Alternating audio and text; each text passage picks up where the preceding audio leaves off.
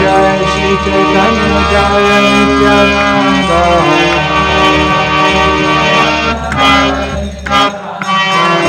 Jai Jai Shri Caitanya Jaya Nityananda.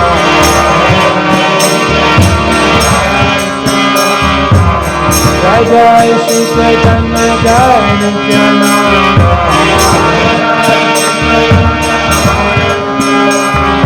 Jai Jai Shri Caitanya Jaya Nityananda.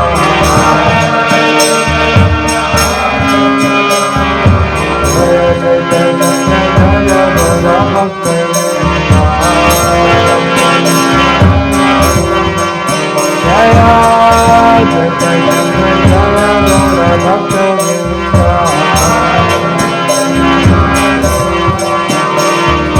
Jai Jai Shri Caitanya Jaya Nityananda.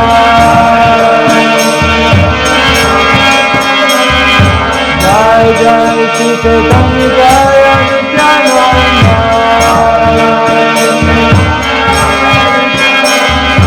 Jaya Advaita Chandra Jaya Gaura Bhakta-vrinda.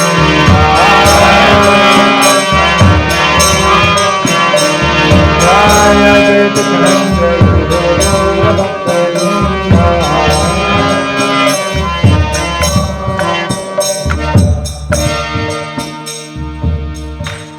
Shri Hari Nam Sankirtanam Brahma Jnana Vinirandhasya Jnananjana Shalakaya Chakshurudamina Tasmai Shri Gurave Namaha.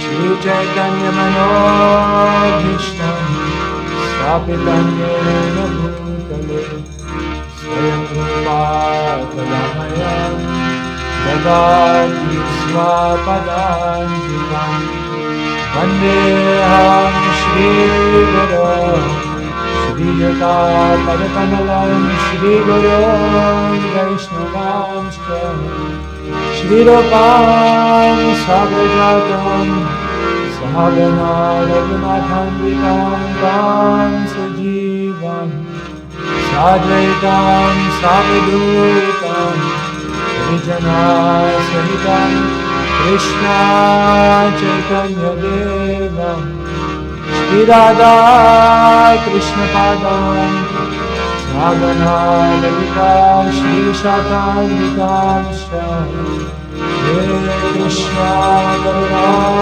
Sindhu Dinabandhu Jagatpate Gopesha Gopika Kanta Radha Ganga Namostute Bhakta Kanchana Gaurangi Radhe Ladhaneshwari Vishabhanu Sunadevi Namami Priya Vancha Kalpataruscha Yatasiddhadevacha Patitanam Pavanebhyo Vishnubhyo Namo Namaha.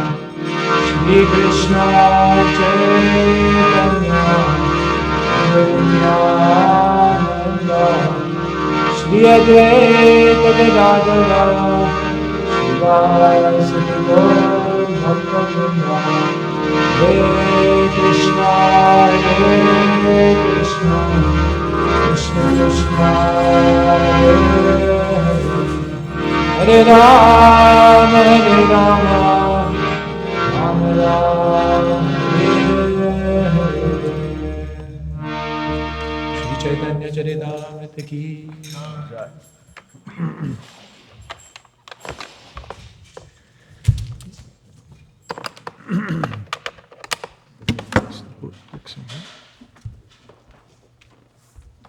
Is the book in here?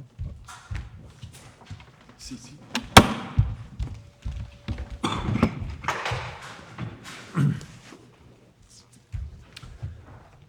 Hare Krishna. So this morning we're reading from Caitanya Caritamrita, reading from Adi Leela, chapter number 2, entitled Lord Caitanya, the Supreme Personality of Godhead. reading from text 116. Shabashrotra ganir kori charana vandan E sab siddhanta shuna koriye kaman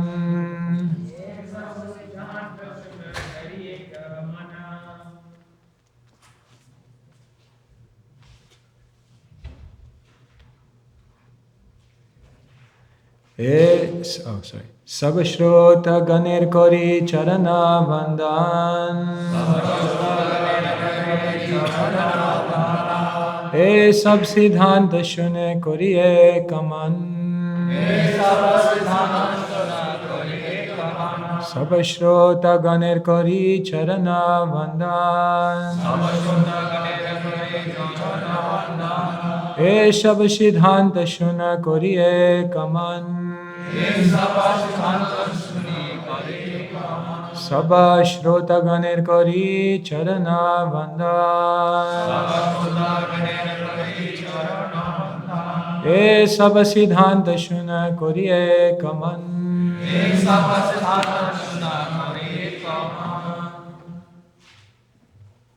Sabashota Ganira Kari Charana Vandana Sabashota Ganira Kari Charana Vandana Sabasiddhanta Shuna Koriye Kamana Sabasiddhanta Shuna Koriye Kamana Sabashota Ganir Kari Charana Vandana Sabashota Ganir Kari Charana Vandana Sabasiddhanta Shuna Kari Ekamana Sabasiddhanta Shuna Koriye Kamana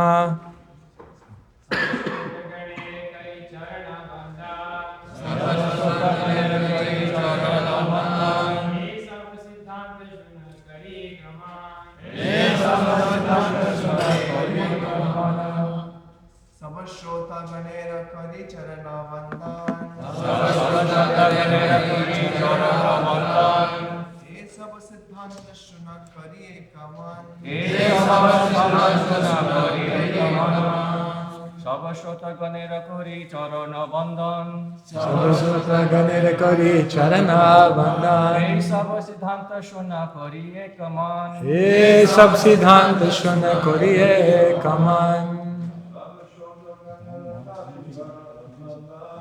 Sabashrota Ganir Kori Charana Vandan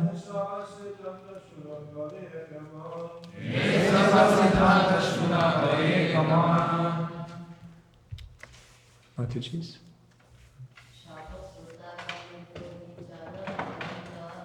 Sabashrota Ganir Kori Charana Vandan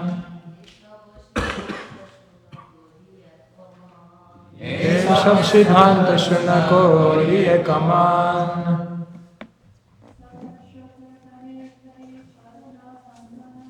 Sabashota Ganira Kari Charana Vandana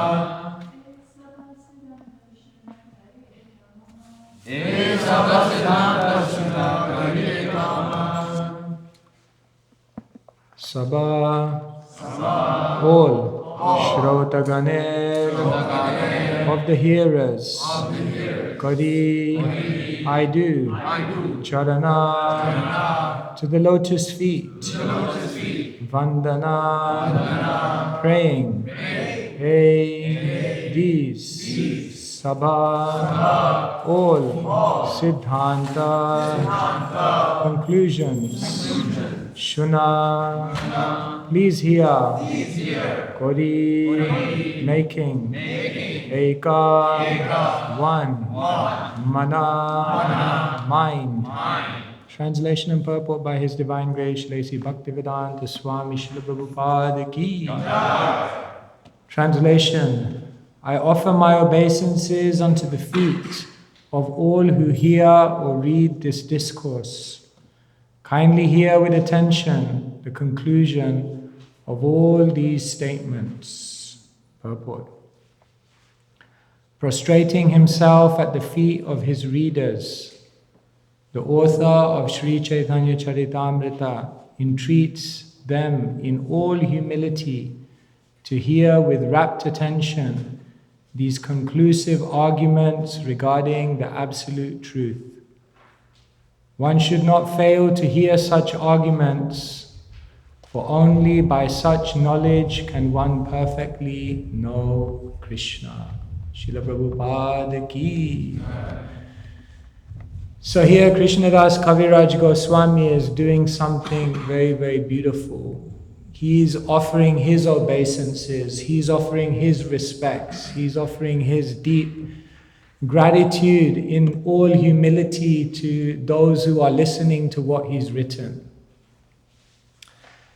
Harikatha is a team game. It's not just one-sided. It's not that he's now produced something and everyone else is benefiting. But actually him as a speaker, as a writer, because he has a qualified audience, and because his audience are eager, because his audience are humble, and because his audience are very open-hearted and gracious, therefore he realizes, now I have the ability to share something. In the Niti Shastra there's a verse, what is the use of a speaker without a qualified audience? It's like a washerman who goes to a village and sets up shop in a town of Naga Babas. Imagine if you're a washerman, you have all the facility to serve, but then you're in the town of Naga Babas. No one has any clothes. Useless. So similarly, what's the value of a speaker if they don't have a qualified audience? Actually, it's the audience that are bringing so many things out of the speaker. It's said that a sadhu is like a cloud, and sometimes the cloud may rain, and sometimes the cloud may not rain. It depends. But somehow or other, if the audience are able to inspire that personality, then that personality can share many, many things from their heart. Therefore, Sri Chaitanya Mahaprabhu shows how to be a good listener by his own example. E bhakta bhava kori angikar, apani achari bhakti korila prachar. Mahaprabhu is coming to show the ideal example of a devotee. So he doesn't come to just show the ideal example of a speaker of philosophy, but he also comes to show the ideal example of a listener. And therefore, when Mahaprabhu is traveling in South India, he comes to the river Godavari. And there, everyone is amazed to see Mahaprabhu's effulgent being. So everyone is expecting to hear him. But Mahaprabhu says, no, today I will listen. Today I will hear from my devotee, Ramananda Rai. And then Mahaprabhu asks him, what is the supreme goal of life, in search of life's ultimate goal? And Ramananda Rai begins to say something, but Mahaprabhu is so eager, he's so humble, he's so open, and he's so desirous to learn, that every time Ramananda Rai says something, he says, Eho bhaiya, age koho aar. What you told me is just external. Tell me something more, tell me more. And because he's so eager as the audience, he's drawing deeper and deeper truths out from Ramananda Rai. Later on, Ramananda Rai says, I'm like a stringed instrument, and you are the one who's playing me.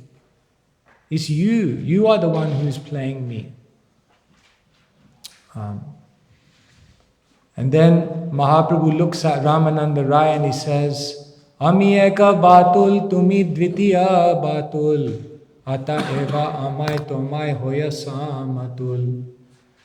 Mahaprabhu says, Ami eka batul, I'm one madman. Tumi dvitiya batul, and you are a second madman. Atta eva amai tomai, between me and you, hoya samatul, there's no difference. I'm mad, you're mad, and when we come together, mad things happen. Because it's a team game. Harikatha is a team game. It's not just one person. It's not just the speaker. And so here, Kaviraj Goswami is saying, Shabasotra Ganer Kori Charana Vandan. To all my listeners, I'm offering my obeisances. It was only because of their desire that he began the endeavor to write Caitanya Caritamrita in the first place. If you remember, he was going to the temple of Govinda, and there they were hearing Chaitanya Mangal. And there in that temple, it was such an incredible sangha of devotees. Their qualities are described. For example, Haridas Pandit was one of the most elevated devotees there. Kaviraj Goswami describes his character. Vaishnavera gunagrahi na dekhaya dosh, kaya mano vakya kore Vaishnava santosh. He says, just look at this devotee, Haridas Pandit. Vaishnavera gunagrahi na dekhaya dosh. Whenever he sees another devotee, he can only see the good qualities. Na dekhaya dosh. He doesn't see the faults. Kaya mano vakya kore Vaishnava santosh. With his mind, his body, his words, he always sees, how can I serve the Vaishnavas? So it was such an incredible assembly of devotees in the Govindaji temple. They were all so non-envious, a community of non-envy. And when Kaviraj Goswami came there, then they looked at him and they said, you are the one. We want you to now write about the later pastimes of Mahaprabhu. And so Kaviraj Goswami, he began to write Caitanya Caritamrita. And he said, I'm only able to write it because of all of you. Kshudra nicha, kshudra mui nichai vishaya lalas. Vaishnavagya bole kore ete ka sahash. He says, Kshudra nicha, mui vishaya lalas. I'm a fool, I'm low-born, I'm fallen, I'm always engaged in sense gratification. Vaishnavagya bole kore, but because you've ordered me, ete ka sahash, I've become very enthusiastic to try to write Caitanya Caritamrita. Shri Rupa Raghunatha Charane Rebal Yan Rashmita Shiddha Hoy Vanchita Shakal Shri Rupa Raghunatha Padejare Ash Caitanya Charitamrita Kohe Krishna Das. He explains that I was asked by all of you to write Caitanya Charitamrita. Shri Rupa Raghunatha Charane Rebal. I'm just seeking the dust from the lotus feet of Rupa and Raghunath. Chandra Smita Shiddha Hoy Vanchita Shakal. By remembering my predecessors, by remembering all of you, Vanchita Shakal, all my obstacles will be removed. And then he says, I'm taking shelter of the lotus feet of Rupa and Raghunath by their power. Caitanya Charitamrita Kohe Krishna Das. I'm able to write this book. So this is so nice that he is humbling himself before his readers. And it reminds us that whether one is a speaker or whether one is a hearer, they have equal responsibility in allowing Hari Katha to flow. Therefore, so much is mentioned in Shastra about the qualifications of the hearer. We hear in the Bhagavatam that there are 10 topics. Atra sargo visargascha stanam poshanamutaya manvantere shanukatha nirodha muktirashraya. So different commentators say different things about how these 10 topics are split. And in some sense, all topics are in all cantos. But Sridhar Swami, he says that the topics begin properly from the third canto. So third is Sarga, fourth is Visarga, fifth is Stanam, sixth is Poshanam, seventh is Uti, eighth is Manvantara, ninth is Ishanukatha, 10th is Ashraya, 11 is Mukti, and 12 is Nirodha. And according to his analysis, the first canto is all about Adhikara. Because he says before you can even begin Bhagavatam, you have to know what is the adhikar of one to receive it. So many things can be said, but what is the adhikar of the person who is hearing?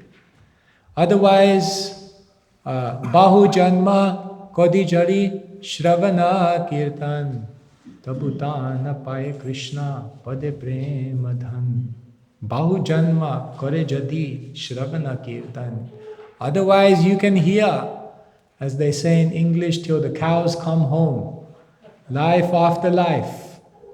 Tabutana Paye Krishna Pade Prema Dhan. But if you're not in the right frame of mind, then you can't actually understand. You will not grasp, you will not absorb the gift of Harikatha. So Sridhara Swami says the first canto teaches us what is the adhikar of one to listen. And he says in the first canto there are 3 conversations. The first conversation is between Sutta and the sages. He says the second conversation is between Narada and Vyas. And he says the third conversation, which actually begins in 2 but is prepared, is between Parikshit and Sukadev. So he analyzes these 3 conversations, and he analyzes the Shrota and the Vakta, the speaker and the hearer. And he establishes that each one of these conversations actually reveals a higher and higher level of listener and speaker.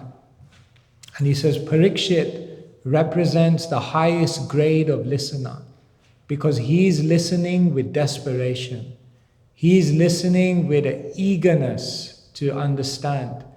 And that desperation and hunger generates a fire within one's being. Sometimes this is known as sadhana agni.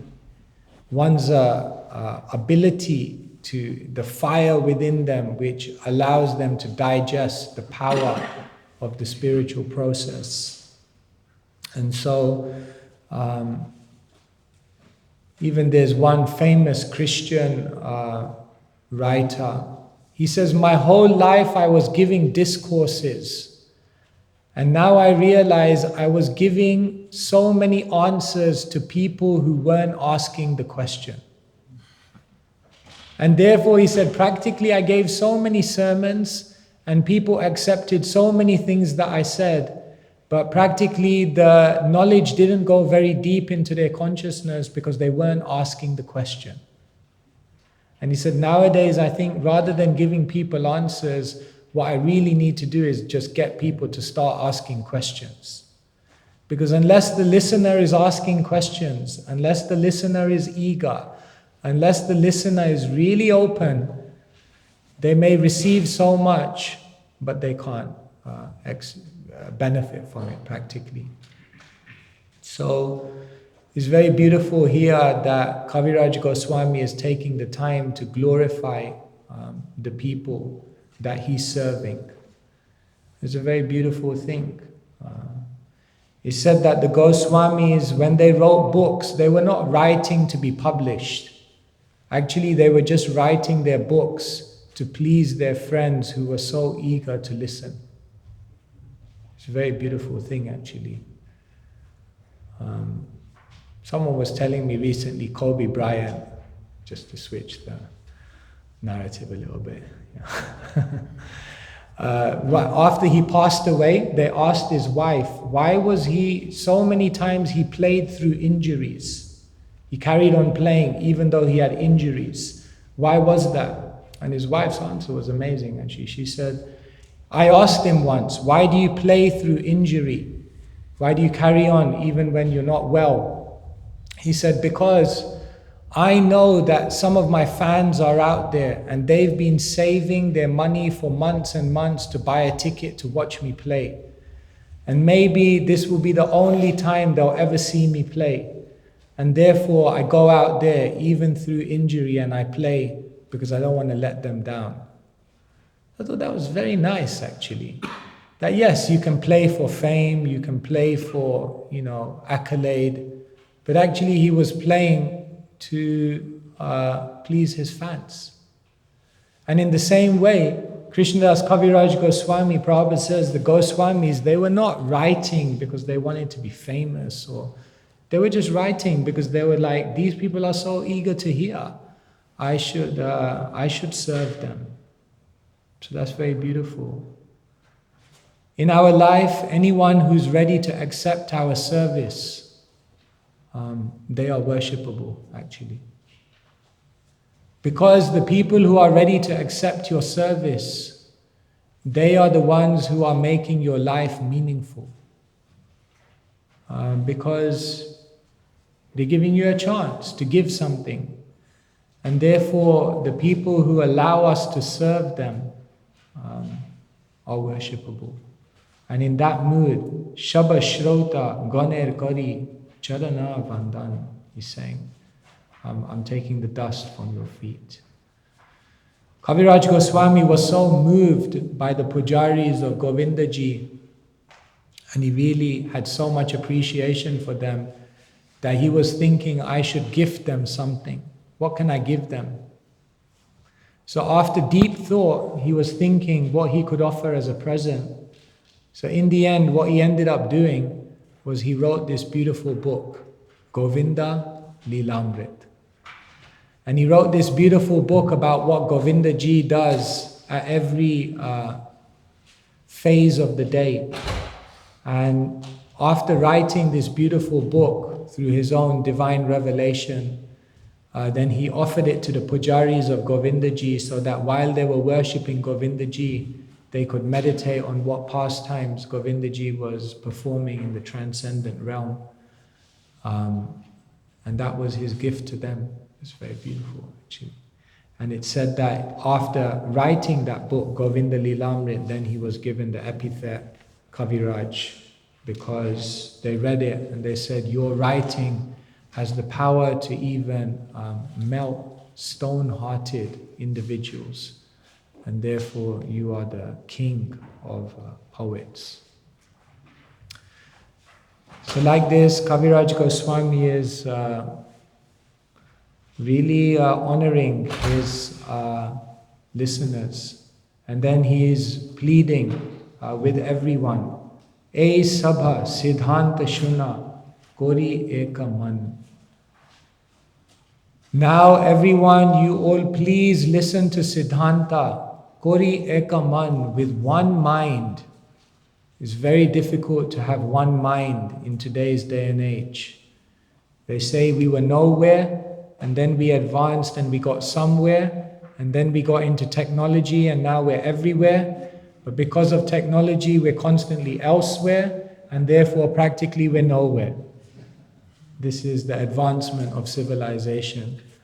That everyone's mind is everywhere, elsewhere, and practically nowhere. So here, Kaviraj Goswami is saying, Kori eka man, with one mind, in one place, with one focus, do one thing, listen to Siddhanta. And one who can become eka man when hearing Harikatha, that person can actually derive incredible benefit.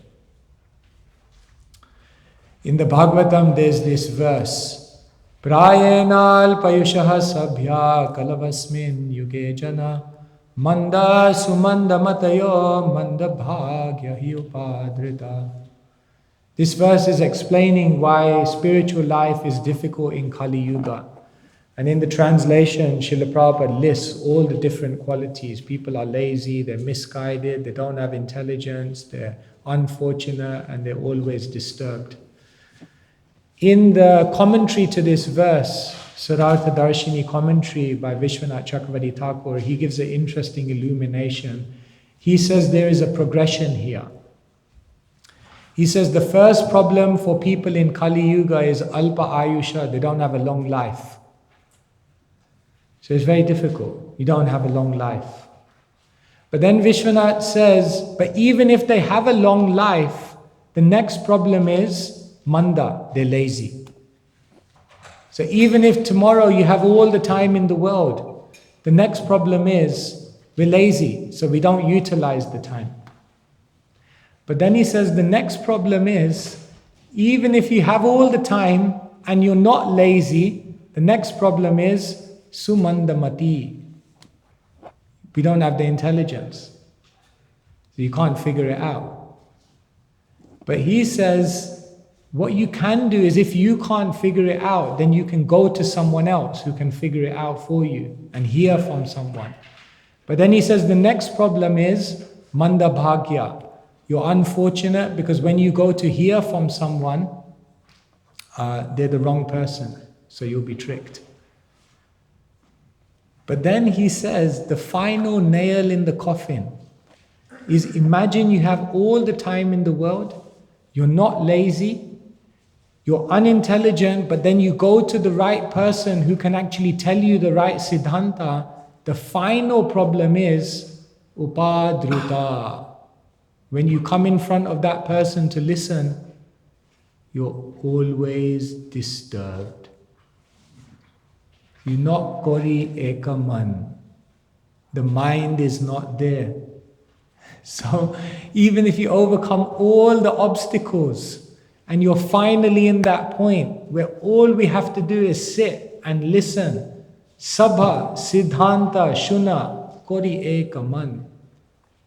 He says practically nobody can do it because upadruta, the mind is so disturbed. So this is the situation. So it's a real, actually if you look in Vaishnav culture, there's such a deep culture around hearing Bhagavatam. If you actually look in traditional culture, it's not a casual activity. It's done with great care, it's done with great attention, it's done with great consideration. Because if one, even Prabhupada, he was noted by Bhaktisiddhanta Saraswati Thakur. His spiritual master said, I've noted him. He hears very well. So here, Kori ekaman, shuna, listen, but Kori ekaman, with one mind. And in the purport, Prabhupada explains, one should not fail to hear Siddhanta, for by such knowledge one can perfectly know Krishna. So knowledge is Siddhanta, understanding, Gyan, is so important for one's journey. In the Bhagavad Gita, Krishna gives different metaphors to explain the effect of one who absorbs knowledge from Shastra. So for example, Krishna will say, Tasmad agyana sambhutam ritstam jnana sinatmana chitvainam shamshayam yogam atistotista bharata. In this verse, Krishna will say, Jnana ashina. Knowledge is like a sword. And if you absorb that knowledge, then it will cut all the doubts that are within one's mind. These doubts are kind of blocking our movement forward. Then later on, Krishna will say, Tesham evanukam partham aham agyanajam tamaha nasayam yadma bhavasto jnana deepena bhashvata. Krishna will say, Jnana is like a lamp. Because we're constantly being overcome by ignorance, by darkness. We're constantly becoming tempted and deviated by so many things. So the lamp of knowledge keeps one awake as to what the goal is and all the obstacles on the way there.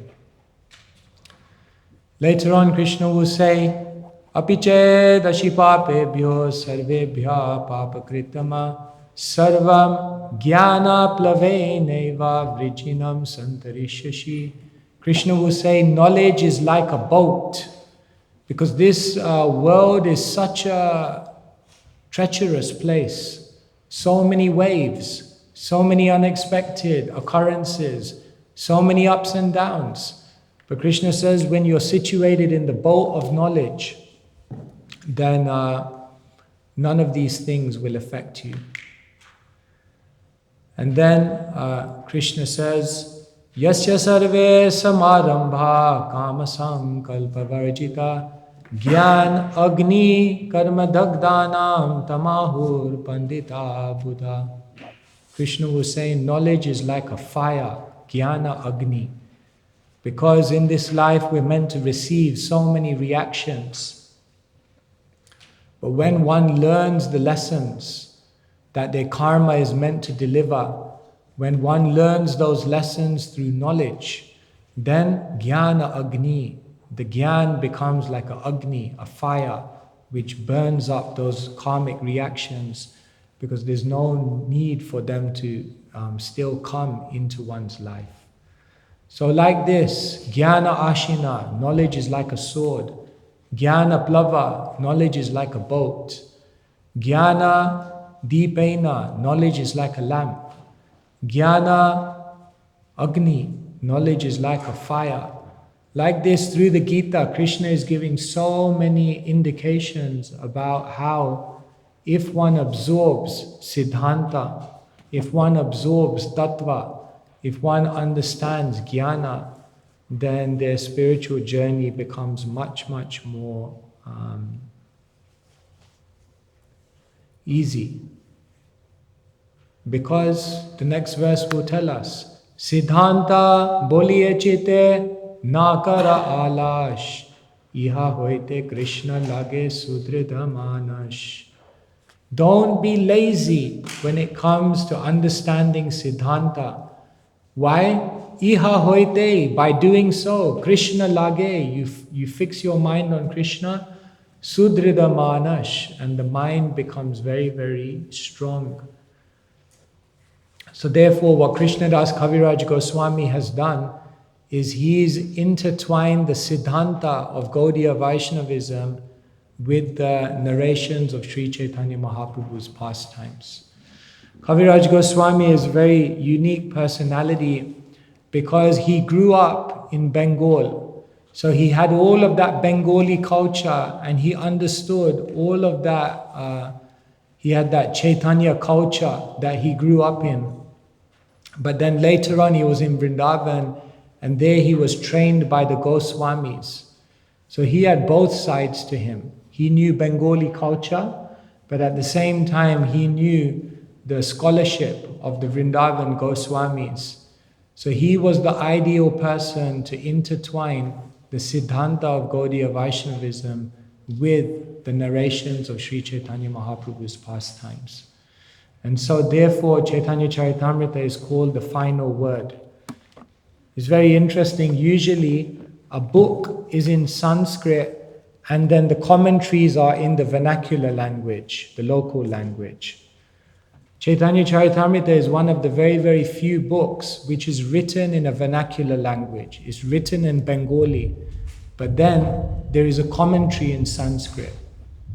Vishwanath Chakravarti Thakur, he read Chaitanya Caritamrita and he was so impressed by the Siddhanta that Kaviraj Goswami had put into this that he said we have to write a commentary on this in Sanskrit so that this theology can reach the scholars, because the scholars only read in Sanskrit.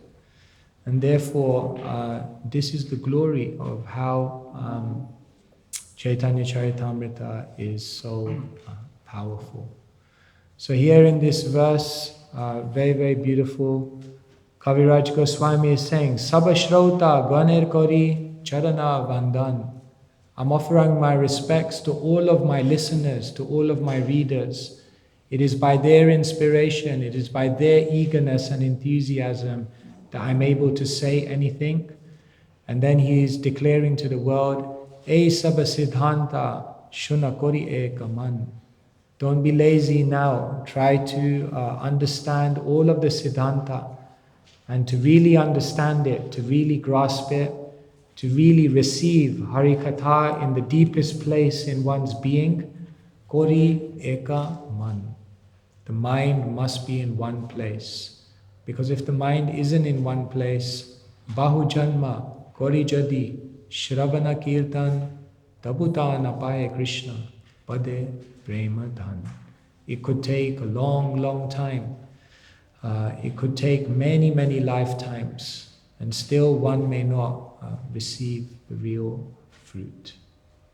Hare Krishna, Krishna Krishna, Hare Hare, Hare Rama, Rama Rama, Hare Hare. Srila Prabhupada ki jai. Yes. Maharaj, you're talking about how you have the Jnana Agni or the Sadhana Agni, and how if we're not like a one-pointed focus of mind, it could take lifetimes, like you were just saying in that famous verse before the 10 offenses that we always chant. And so maybe you could talk and give us some pointers of how to increase our Agni, like if we have a bad, eating Agni, we can take some medicine. So how do we get that one-pointed focus so we can actually hear? How do we increase that sadhana Agni? So how do we increase that Agni, that fire, so that we're able to absorb the benefit of Harikatha in a more powerful way? Well, we can begin with the externals. And the externals means, number one, to do it regularly, to be regularly exposed. Nasta prayeshva badreshu nityam bhagavata sevaya bhagavatyuttama shloke bhaktir bhavati naishtiki. So the first thing is you have to do nitya seva. That means that one must expose themselves regularly. Hearing really requires momentum, and momentum is generated if one is doing it day after day. If one dips in and out, if one reads and then doesn't read for another 7 days, then one doesn't really develop the momentum by which one can go deeper. So the first thing is regularity. The second thing we can do is we can create a culture around hearing Harikatha. Like in some places in the world, they have very strict rules, not to bring any devices in, not to be doing anything else. Nobody walks out from the class early. Everyone is the atmosphere, there's no disturbances. They bring the Bhagavatam is garlanded. It's like a whole worship.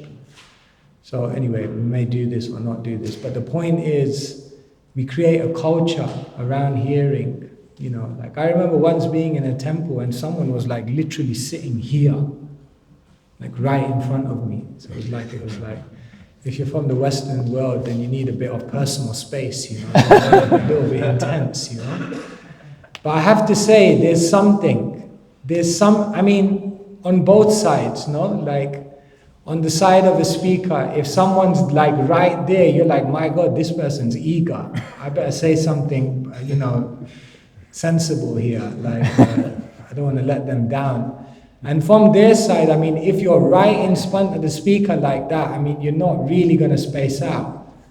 You're gonna take it serious, So there's something to it, So the second thing I think is creating a culture around hearing Bhagavatam. It's interesting, whenever Govinda Maharaj would give a class, then the first hour of the class was just glorifying Bhagavatam. That is even before reading the verse. Because Kori Ekaman, bring your mind to actually understand the profundity of what you're about to do. This is the most exalted service in creation, to just be hearing about Krishna. So I think the second thing is culture. I think the third thing is to be active, to be an active listener. Sometimes what we used to do after a class is we used to ask everyone 3 questions. What did you like? What did you learn? What did you like? And what are you going to live? After you come out of a class, you can ask someone, what did you learn? What did you like? And what are you actually going to live from it? And therefore, that sadhana agni is increased when we do that type of mananam, whereby we actually think deeply about what has been said and we try to apply it in some way in our life. So these could be 3 steps on the journey to becoming a better listener. But ultimately, Bhagavatam is understood by expert and thoughtful persons. The only way to really increase one's capacity to hear is that one has to become very thoughtful. In other words, one must understand the precarious situation that we're in.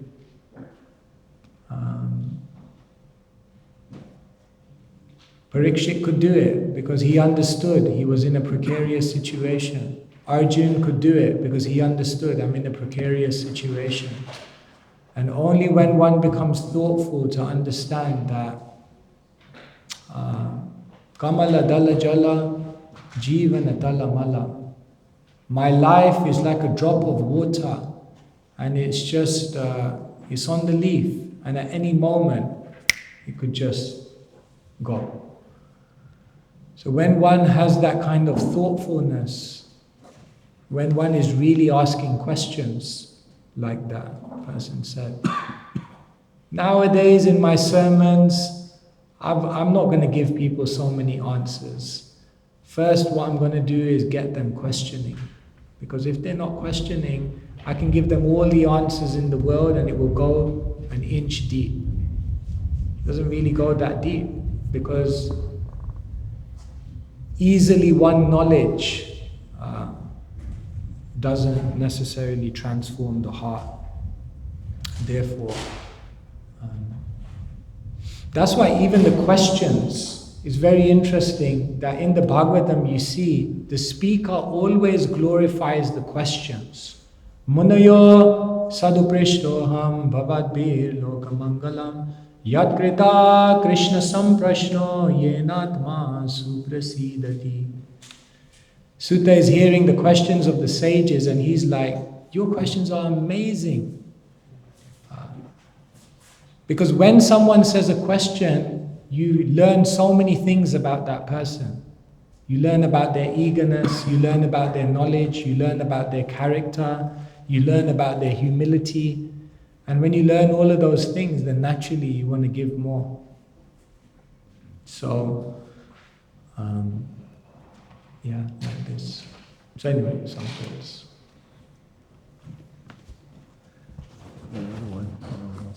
Yes. I was wondering, I have a grandson. Oh, I didn't know if you were thinking. I have a grandson who, he hasn't grown up like my daughter is a devotee, but she married someone who isn't. And so he hasn't grown up going to the temple so frequent. He goes occasionally, like Janmashtami or something. And so I brought him to a recent festival, and on the way home he said, I want to go to the temple more. And I was wondering how to, I didn't want to just start preaching to him and like just telling him all this information, but I want to encourage him. And I was thinking of the same thing, of maybe like asking him questions to, you know, get the conversation going. But I was just wondering how to do that. You know, how to make people question. Yeah, how do we actually get people to think more deeply? How do we question or encourage that questioning? Srila Prabhupada, when he created BI, then he said the job of BI is to start planting seeds of doubt in what everyone has accepted as truth their whole life. And so, this is part of actually learning. One part of learning is something called Vishaya Shamshaya, which means injecting some doubt in the person.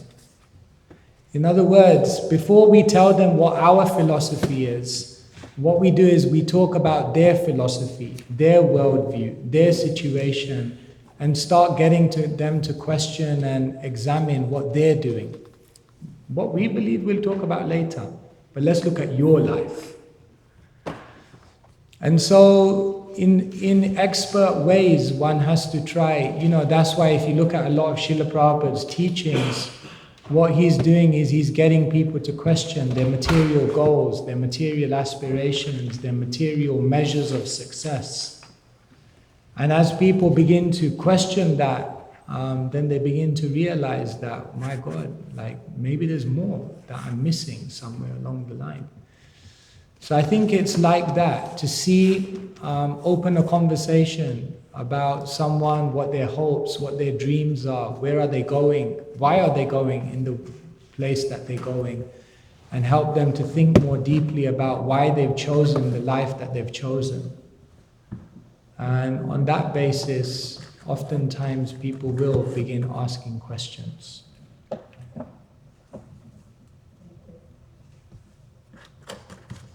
Okay, anyone else? Yeah. How do you plant that seed to get them to ask for questions? Or it doesn't agitate them to feel you're attacking their choices or their view? How do you plant that seed without coming across as adversarial or kind of attacking them?